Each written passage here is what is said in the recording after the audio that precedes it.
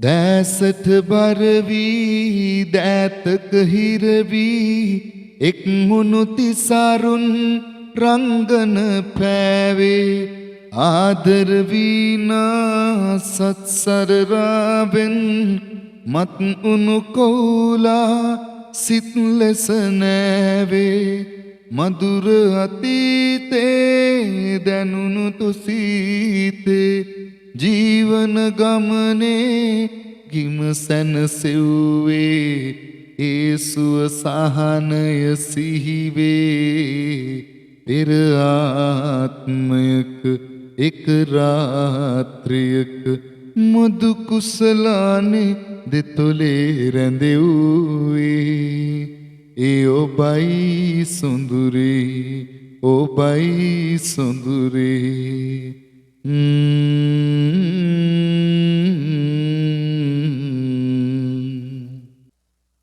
මේ ගීතය ගායනා කරන්නේ ආදරණීය කලාකරුවාණන් මිල්ටන් පෙරේරා.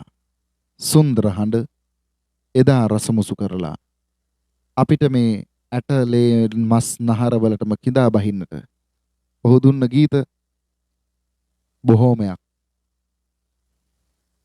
අපේ හිත්වල රැඳිච්ච හඬක් නිසාම ඔහුගේ අතීතය ගැන පුංචි කතිකාවතක් නැත්නම් මේ ගීතයක් හැදිච්ච තැනක මම මේ පොඩි කතාවක් අරගෙන එනවා. ජෝතිපාල ආදරණීය කලාකරුවාණන් සමග වෙච්ච පුංචි දෙබස් ගැනත් මම අද කතා කරන්න බලාපොරොත්තු වෙනවා. ඩොලැක්කි වාදකයෙක් විදිහට මිල්ටන්ට ගොඩක් ප්‍රසිද්ධියක් තිබුණා. දිනක් ප්‍රසංගයක ගීත ගැයීමට පැමිණි ගායක එච්.ආර්. ජෝතිපාල මිල්ටන්ට මෙහෙම කිව්වා. මචං, උඹ හැමදාම ඩොලැක්කි ගහලා හරියන්නේ නැහැ. උඹට හොඳ හඬක් තියෙනවා. උඹ සින්දු කියපන්. මිල්ටන් හා ජෝති එදා ඉඳන් ඔන්න පටන් ගත්ත ලොකු මිත්‍රත්වයක්. මැරෙනකම් ඒ මිත්‍රත්වය තිබුණා. දවසක් මිල්ටන් තලාත් මොහමඩ්ගේ ගීතයක් ගායනා කරනවා අසා සිටි මිල්ටන්ගේ පියා කිව්වා, පුතේ උඹ ඒ සින්දුවට ආසනම් ඒකට සිංහල වචන දාලා කියමු. මේ වෙනකොට මිල්ටන් ගුවන්විදුලි සංස්ථාවේ සරල ගී පරීක්ෂණයෙන් ඒ ශ්‍රේණියෙන් සමත් වෙලා තිබුණා. තමන්ගේ මුල්ම සරල ගී වැඩසටහනෙන් ඒ ගීතේ ගායනා කරන්න හිතාගෙන ගීතයක් නිර්මාණය කරන ගීත රචක ඇලෝයි ගුණවර්ධන හොයාගෙන මිල්ටන් පෙරේරා යනවා. ඇලෝයි තලාත් කියන මේ සින්දුවට වචන දාමුද? හැබැයි පියගුණ ගීතයක් ඕනේ. තාත්තා මේ සින්දුව රේඩියෝ එකෙන් ඇහුවොත් හුඟක් සතුටු වෙයි. ලබන සතියේ රේඩියෝ සිලෝන් එකේ සරල ගී වලින් මම කියන්නේ ඉන්නේ ওই සින්දුව. ඇලෝයි ඊට සතුටින් මේ ගීතය ලියලා දෙනවා. සරල ගී ගුවනින් ප්‍රචාරය වීමට දවස් 5කට කලින් ඊටමත් දුක්ඛිත ප්‍රශ්නයකට දුක්ඛිතම දෙයකට මේ ලෝකෙ විඳින්න අමිහිරිම අත්දැකීම තමයි ඒ අමිහිරි අත්දැකීම ප්‍රියයන්ගෙන් වෙන්වීම. නැත්තම් තමන්ගේ තාත්තා නැති වෙනවා මිල්ටන්ට. 1956 වෙළඳ ගුවන්විදුලියේ සරල ගී පරීක්ෂණයෙන් සමත් වෙච්ච මිල්ටන් මේ මුල්ම ගීතයේ විදිහට රචනා කළේ ඇලෝයි ගුණවර්ධන විසින් නිර්මාණය කරපු එකල ජනප්‍රිය හින්දි චිත්‍රපටයක් වෙච්ච නායදෝර්හි ඕපී නයියාර්ගේ සංගීතයට මොහමඩ් රාෆි ගැයූ ගීතයේ තනුවට ඇලෝයි රචනා කළ මේ ගීතය එදා මෙන්ම අදත් ජනප්‍රියයි. ආලෙහි වැඩි ජීවිත අඳුරෙහි ගැලේවි හැමදාම ලොවේ නෑසප සෝකෙම සදාදේ. මේ කාලේ මිල්ටන් ගැයූ ගීත අතර සෑමදාම ලොවේ නෑ සැප සෝකෙම සදාවි අහන්න මගේ හොඳ පුංචි පුතේ නෙලන්න බැරි මල් අතු අග මොටද පිපෙන්නේ බැලුවේ නෑනේ මාගේ දිහා අත්තල කැඩුනට පස්සේ මේ ගීත ගොන්න කැපිලම පේන්න පටන් ගත්තා. මිල්ටන් චිත්‍රපටි පසුබිම් ගායකයෙකු විදිහට දොරට වඩින්නේ කුරුළු බැද්ද චිත්‍රපටියෙන්.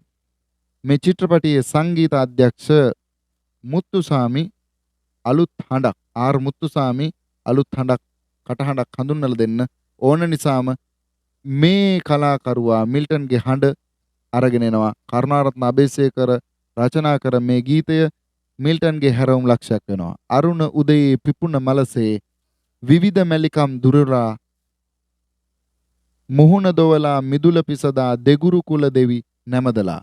ජෝතිපාල සහ මිල්ටන් අතර තිබුණේ එක කුස උපන් සහෝදරයන් වැනි මිත්‍රත්වයක්. 1959 දී මේ දෙන්නා ගුවන්විදුලි සංස්ථාවේ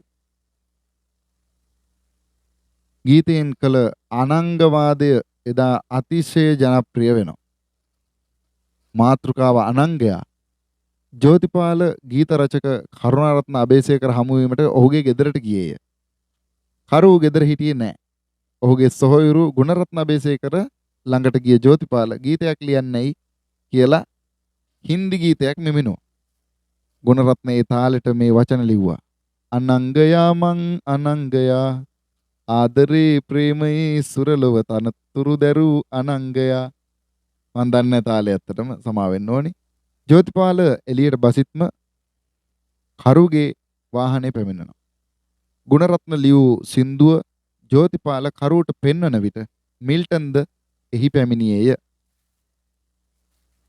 ගුරු මම ආවේ අලුත් සින්දුවක් ලියා ගන්නට. මිල්ටන් ගුරු යයි අමතන කරුවට කීය. මේ වෙන විට ජෝතිපාල කරුගෙන් සමුගෙන ගොස්ය.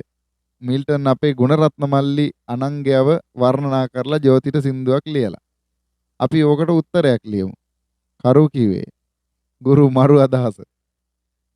මිල්ටන්ව අසුනක හිඳවා කරු මේ ගීතයට මිල්ටන්ට පිළිතුරු ගීතයක් ලියා දුන්නේ. සුපෙම් ලොවේ සුපුන් සරා මල් සරා ඔය අනංගයා තමයි මහා පෙම්හොරා. මේ ගීතයත් ජනප්‍රිය වූ අතර ගුණරත්න විසින් ජෝතිපාලට පිළිතුරු ලියා දුන්නේය. පෙම්වතුන්ට සරණේ අනංගයා මමනේ. පෙම් සටනින් පැරදි දොස් නැගීම වැරදි. බලන්නකො ඒ කාලේ කොච්චර මේ ගීත වලින් දුන්න දේවල් නේ. ගීතමය රසාස්වාදයත් එක්ක ෆයිට් එකක් වගේ නිකන් උත්තරයක් දෙනවා. එකක් කියන එක මේ ඒ කාලේ තිබිච්ච මේ උණුසුම. අනංගවාදේ උණුසුම් වෙනවා. කරු තවත් පිළිතුරක් ජෝතිපාලට ලියලා දුන්නා. අනංගයා සරණේ පෙම්වතුන්ගේ මරණේ තරුණ තරුණියන්ට නොමැත දෙවියන්ගේ රැකවරණේ. දෙවියනේ රැකවරණේ. ජෝතිපාලගේ ඒ පිළිතුරු නිසා සුවහසක් ගුවන්විදුලි ශ්‍රාවකයන් සිතුවේ තම කැමැතිම ජනප්‍රියම ගායකයන් දෙදෙනා ඇත්තටම තරහ වී ඇති බවකි. සමහරු හිතුවේ කරුණාරත්න හා ගුණරත්න ඇත්තටම තරහ වී ඇති බවය. පාඨක උණුසුම හා අධික තැපැල්පත් වලින් ලියවුනේ අනංගවාදය නතර කරන ලෙසය. ඔන්න වැඩි. අන්තිමේදී ගුණරත්න ලියූ මේ අවසාන ගීතයේ ජෝතිපාල හා මිල්ටන් ගැයූ පසු රසිකයෝ සැනසුම් සුසුම් හෙළූ බවත් තැපැල්පත් වලින් පැහැදිලි වෙලා තියෙනවා. ඒ මේ ගීතයයි.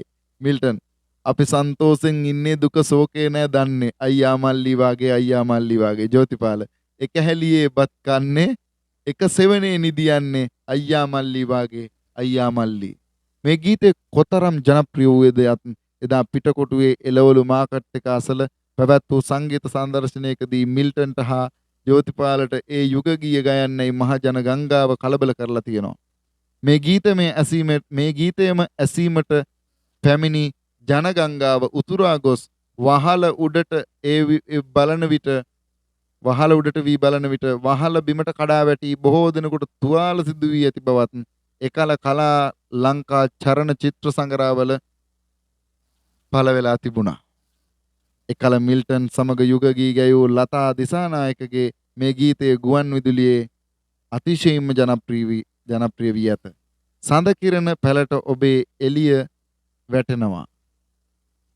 මේ ගීතය මෙන්ම මිල්ටන් ගැයූ කොමල ලඳේ ටිකිරිලියා බුදුසාදු දෙසූ පුංචි කාලේදී එක ගමේ මම පියඹලා අහසේ සුජාතා අත්තනායක සමග ගැයූ සුදු නෙළුම් මලක් වැනි ගීත රචනා කර ඇත්තේ විමලදාස පෙරේරා විසිනි. ඉතින් මේ කලාකරුවන් අපිට දුන්න මේ සුන්දර පණිවිඩ නැත්නම් මේ කලාලෝට දුන්න ත්‍යාගය මේ රසාස්වාදය අපි එදා මෙදා තුර තවත් පරපුරකට ගෙනියන්න තවත් ඉස්සරහට ගෙනියන්න බලාපොරොත්තුවෙන් අද දවසට සමුගෙන යන්න අවසරයි. මේ මිල්ටන් පෙරේරා සහ ජෝතිපාල මහත්මයා අතර තිබිච්ච පුංචි බැඳීමක ඒ මිත්‍රත්වයේ පුංචි රසාස්වාදයේම කොටසක් තමයි ඔයාලත් එක්ක අද බෙදා හදා ගන්න බැලුවේ. ඉතින් වීඩියෝ එක දිග්ගස්සන්න කැමති නෑ. මොකද එපා වෙනවනේ හිමුණාම.